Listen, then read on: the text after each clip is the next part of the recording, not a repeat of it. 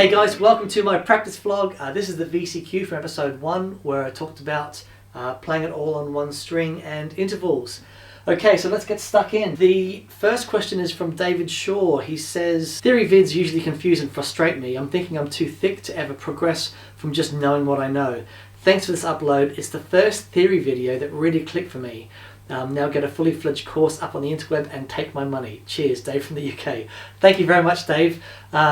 We had a number of people saying that they really struggled to click with theory, and this has been really helpful for them. I'm so glad that you found this helpful. That's great. The idea with these vlogs is that we're talking about concepts. We're not going to get too much into where I tell you exactly what to play. If we get the concepts across, and if I can do that well, then you'll be able to work out on your own what to play. And I think that's really beneficial. But yeah, thanks Dave, that's great. David Sutherland said, like a few others have mentioned, I think the graphics would be much easier to follow spun upside down with the nut on the left and the low E on the bottom string, so it looks as it would look if you were looking down the neck from a playing position. This tends to be the standard method for drawing out scale and chord diagrams. Other than that, I really enjoyed the content and presented simple and easy to understand. Thanks, David. This is fascinating because loads of people have said this, and I'm happy to do it. Whenever I've been taking guitar lessons and I'm looking at the guy playing, and that's how I see the fingerboard. So exactly as as you see the fingerboard now, that's how I did the diagrams. But I'm happy to flip them upside down. But I'll tell you what, if you let me know in the comments if you'd rather me flip the diagrams upside down or you'd rather me leave it as it is. Because yeah, that's really interesting. Who would want this name? Asks. Again, he says, I think you might be the first to actually manage to teach me some music theory. Many have tried, but all have failed until now. Thanks, Dad. You're very welcome. Rob Barstow says, I love this video. The single string thing is something I've done for a while without really realizing the technical reasoning behind it. Is there any magic trick to show how the intervals on a single string relate to other strings? For example, if you want to solo on the D string and then switch back to the A string again. Well, it's not really a magic trick, but this is where knowing the patterns really helps. So for example, if we're in A,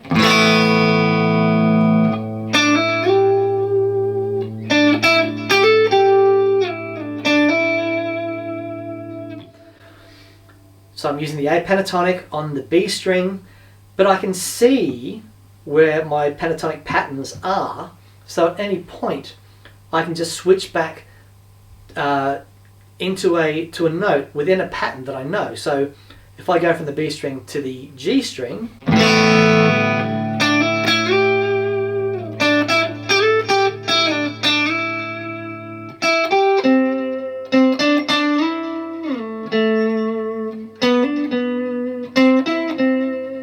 back to the B,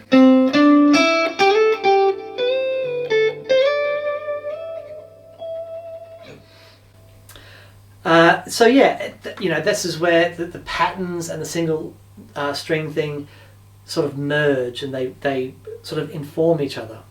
I hope that was answered your question, but knowing the patterns does really help. RRC says, hey guys, what about that making us look good on stage pointers episode? Like not straight up tuning when finishing the song, etc. I know Dan is into jiu-jitsu. I'd like to know if he used to surf back in Australia. Yes, I did used to surf, RRC.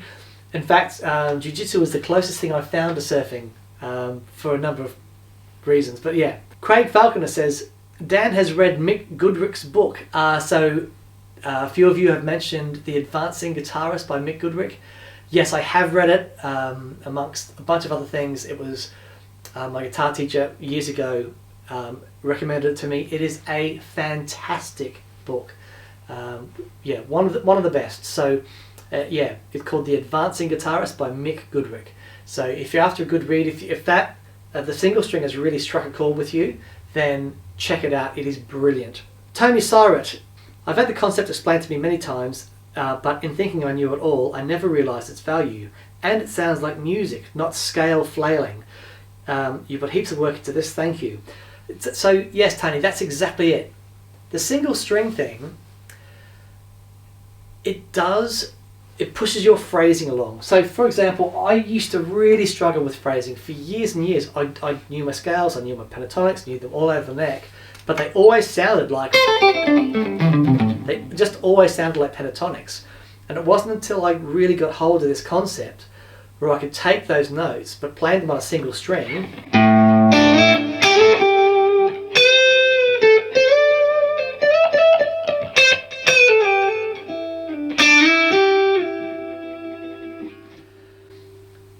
and all of a sudden they become lines. And then when that starts happening, you can then use that in the pattern, so that those phrases are transferable to not, you don't only get those phrases from playing on a single string, but playing like that, it does inform those phrases. So then I go back to doing the pattern thing.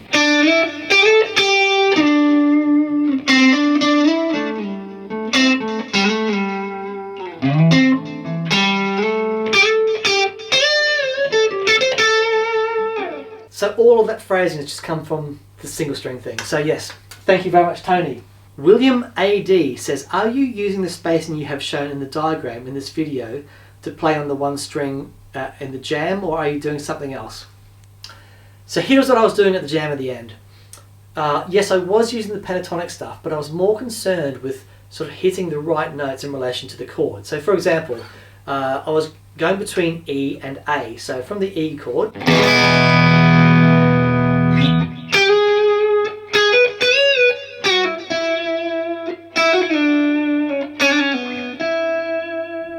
but then when I go to A,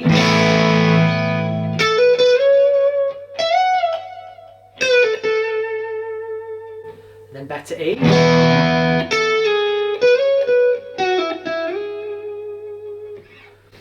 so a sort of simplistic way to look at it, but I'm more concerned with hitting the right notes that are in relation to the chord that I'm playing over. Now we are going to get into this in future episodes, because it's a really huge part of making your playing sound melodic and sort of purposeful when you can hit the changes, as opposed to just sort of flailing around. Being able to play those changes and knowing those right notes is a huge part of it, and then being able to do that on one string is awesome. Charles the Grand says, very helpful video for beginners like me, please keep them coming. Could you do a video on soloing over chord progressions using a looper? Just a simple guide on which chords to start with, chord changes, rhythms, pentatonic, single string. So yes, we are going to get into that, Charles. The thing about intervals, we're starting with that because this applies to everything, and once you get this and the single string thing and really understand those intervals, then we can get into the arpeggios and what makes a chord, and then use all those concepts as we start to outline the chords. But yes, we absolutely will get there. Tomsy49 said, when the chord changed to E, did you remain playing B minor pentatonic, or did you switch it to E minor but staying on the B string? Great lesson, that really helped me. I was just curious about that question. Okay, Tomsy, well, the interesting thing about those chords I was playing, they didn't actually have a major third in them. So I was playing this voicing for the E,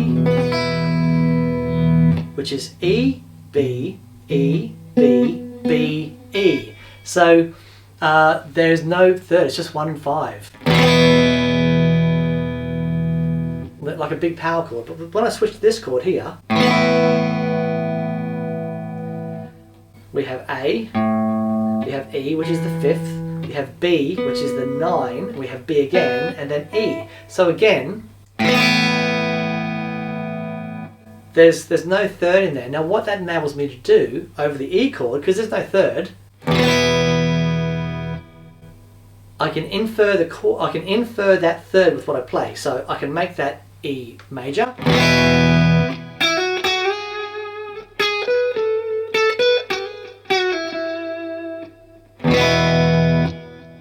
I can then make that E minor.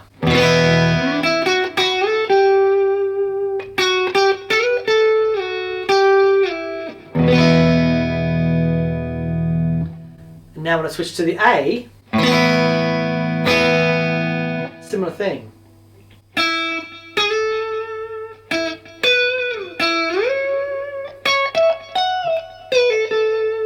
A major, then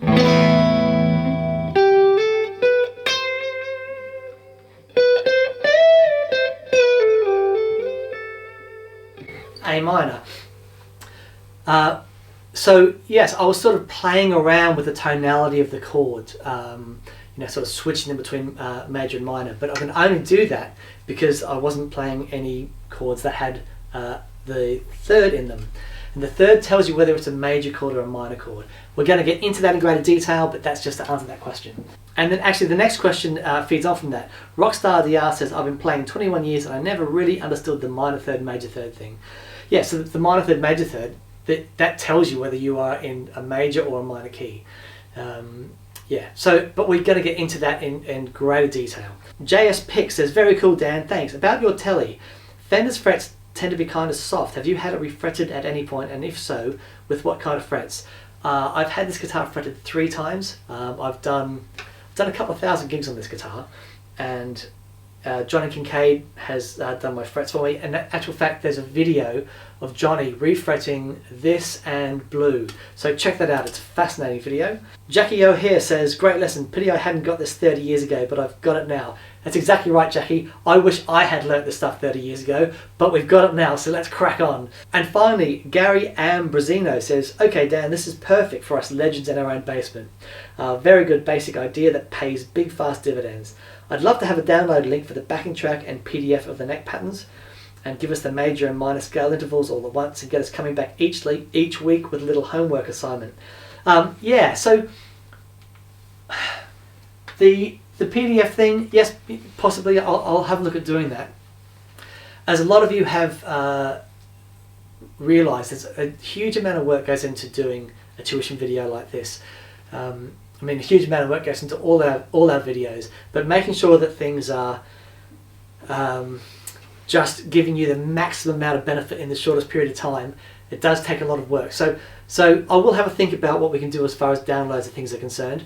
The backing track is available, as well as all the backing tracks that we do on the show. So if you visit thatpedalshowstore.com, you can buy backing tracks there, and t-shirts and mugs and all that sort of stuff. Yeah, all available from the store. Okay guys, that's it for the VCQ for my very first practice vlog. Thank you so much for watching. I really do hope you got something out of it. It's an amazing concept that has completely changed the way that I think about phrasing and stuff. So yeah, we're going to get straight into the second episode, where I'm going to show you my cheat code for understanding the intervals all over the neck. Okay, but till then, take it easy, have a great week, and we'll see you soon. Bye.